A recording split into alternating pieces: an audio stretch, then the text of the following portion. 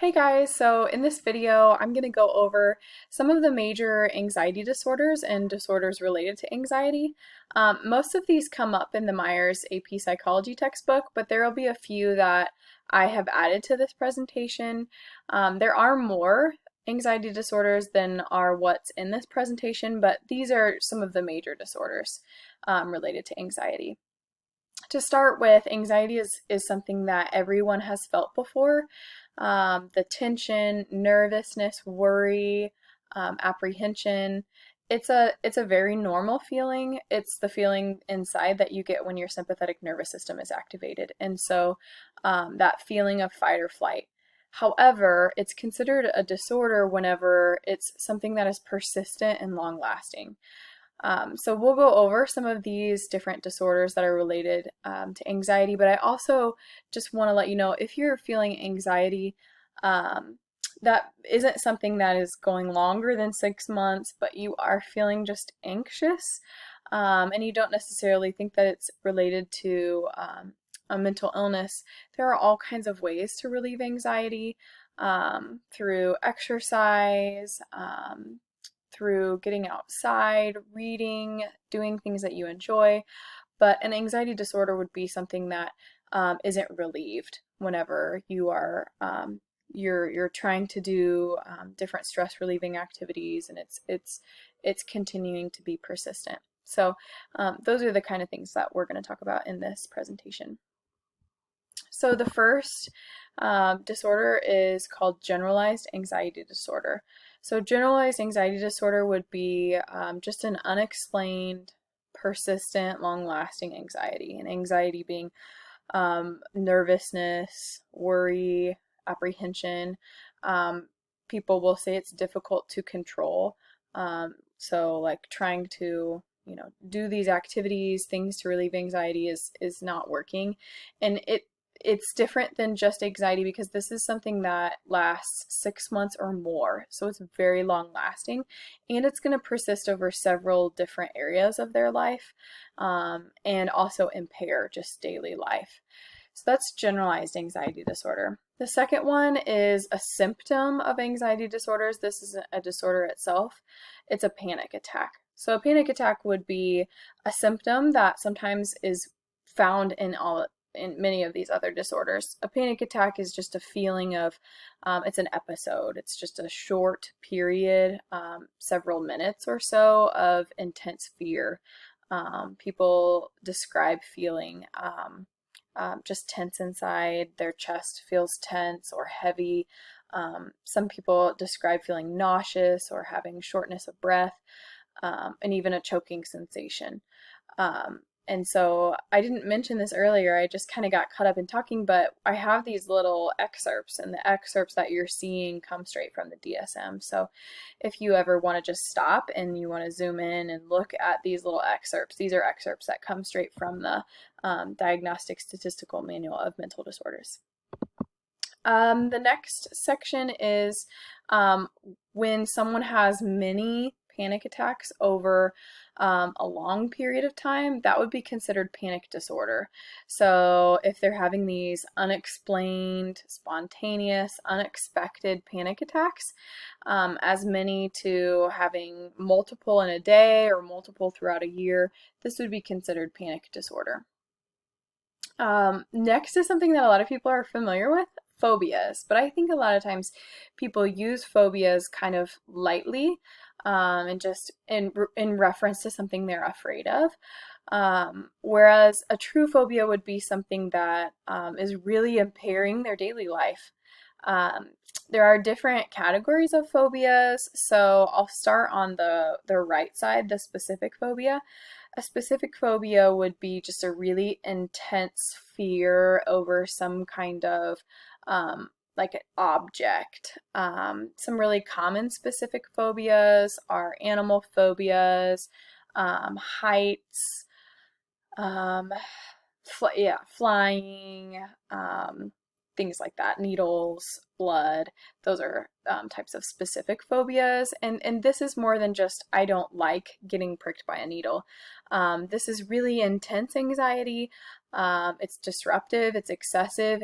So if it's with needles, it might keep someone from going to the doctor. Or if it's a phobia of dogs, it might keep that person from attending things that are outdoor activities or parks or going on walks because of that fear of dogs. Phobias are almost always explained through conditioning, so likely that person had some kind of situation that was paired with that object. So maybe a dog bite when they were a child, or watching someone being attacked by a dog as a child, and having that situation created and conditioned that fear. So that's a specific phobia. The second type of category of phobias are social phobias. There are now called social anxiety.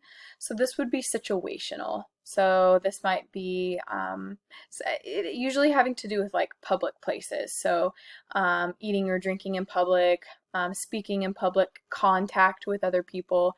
And so because of that intense fear, they will likely do what they can to avoid those situations. So those are phobias, an irrational fear focused on an object or a situation.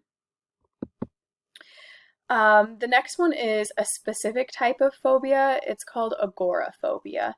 And agoraphobia is, I'll describe it.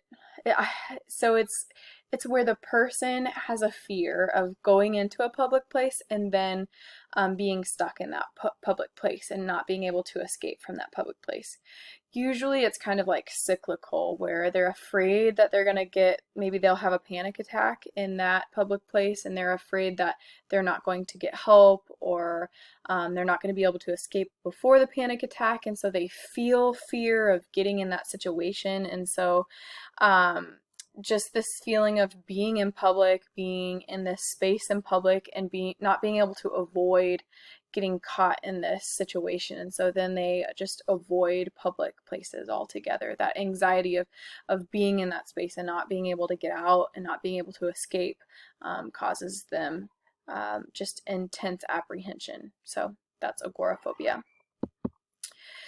The next one is also one that, so along with phobias, is something that you've probably heard of before and you're probably familiar with. It's called obsessive compulsive disorder.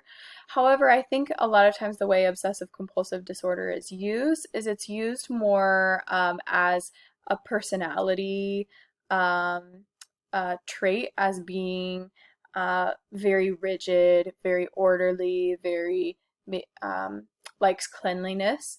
However, obsessive compulsive disorder is where they might have some of those behavioral characteristics, but it's really driven by the anxiety of these intrusive thoughts. So I'll kind of back up and explain obsessive compulsive disorder. It has two parts. So OCD has obsessions, which obsessions are intrusive, unwanted thoughts that are causing the person anxiety. Some of those intrusive thoughts could be just a fear of germs and illness. Obsessive thoughts could be just a feeling like a horrible event is going to occur. And so, like, just something that causes intense anxiety, illness, terrible events, death.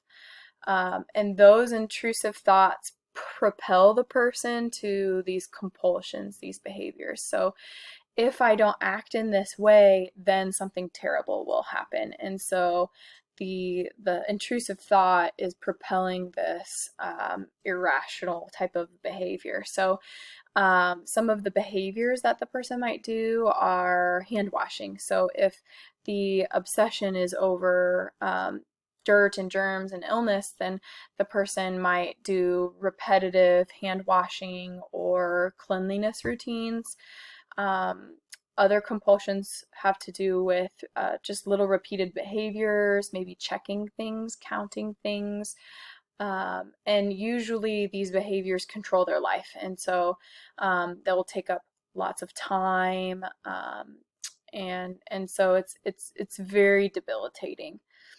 So that is OCD. The next illness is called body dysmorphic disorder.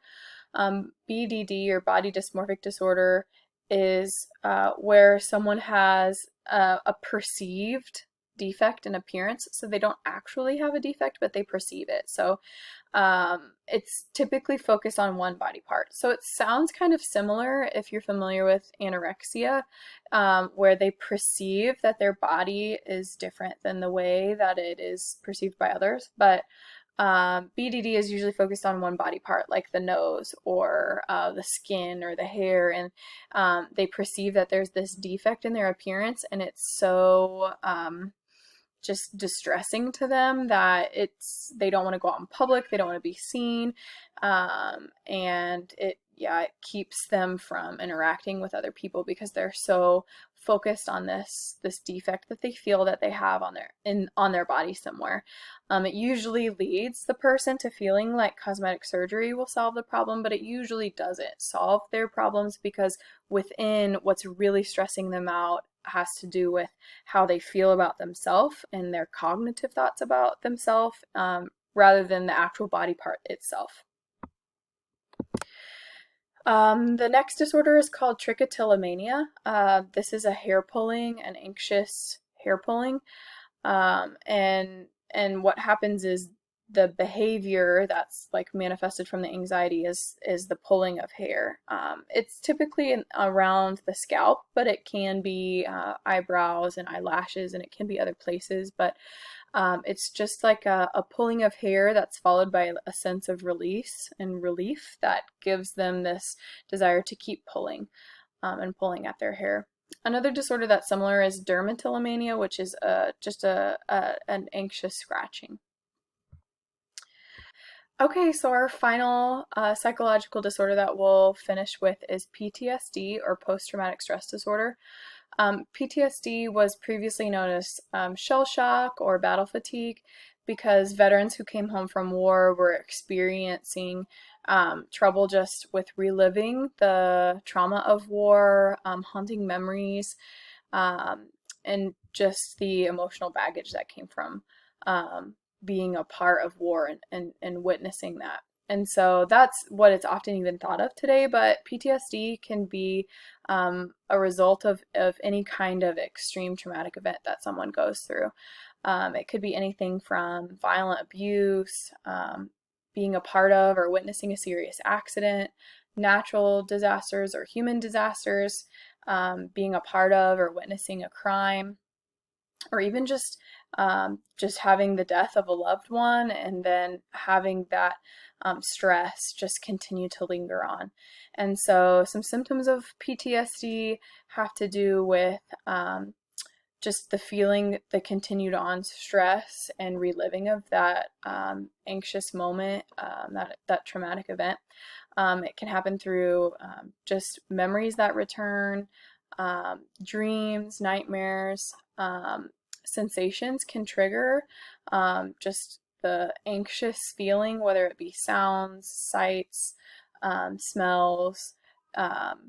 Oftentimes veterans are really apprehensive around 4th of July because the sounds of fireworks can trigger the feelings of war again. And so just that continued anxiety and stress and reliving of the trauma is what comes with PTSD. So I hope that was helpful. I hope that gave you a little bit of a summary of each psychological disorder that is somewhat related to anxiety or is an anxiety disorder. If you have any questions, definitely feel free to reach out.